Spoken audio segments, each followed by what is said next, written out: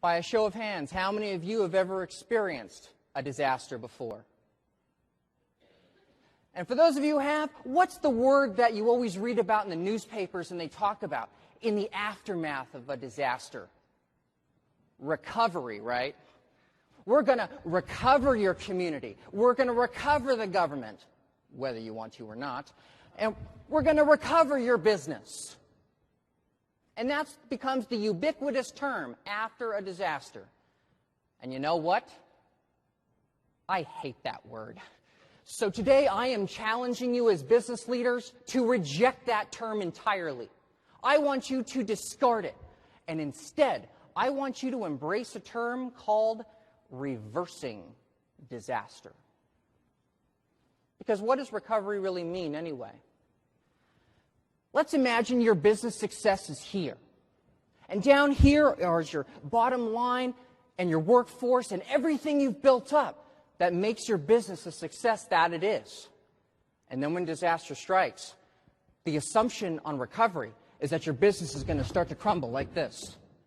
And maybe, just maybe, your business is going to claw its way back up to recovery. Or maybe it doesn't. And the hope is that it eventually gets it right back to here. And reversing disaster says, when disaster strikes, when that moment occurs, when you realize the air is thick with ash and smoke, I want you to see it as a once-in-a-lifetime opportunity to strengthen your business. I want you to see it as an opportunity to increase your success. I want you to reverse that trend and see it as a chance to make your business better than it ever was before.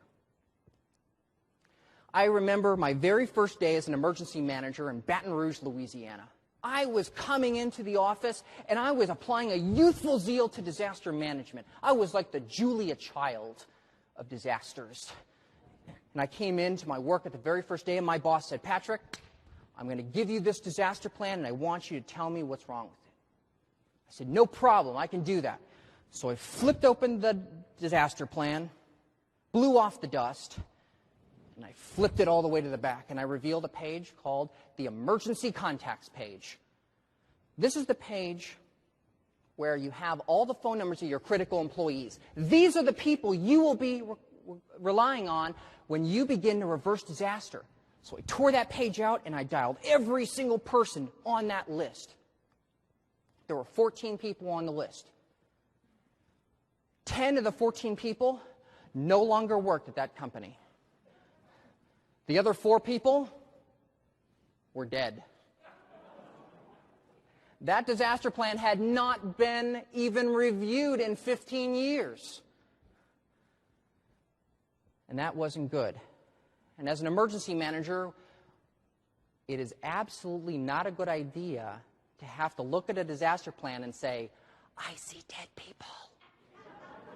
You can tell at that point your disaster plan is kind of gone. And I would like to have everybody please stand up, because you're going to see the results of that statistical study after all those years. For all of you who have a blue card, please have a seat. All those people that just sat down represent all the businesses that never reopened after the disaster. Not one day. They were never reopened. Now, for those of you who have a red card, you may now have a seat.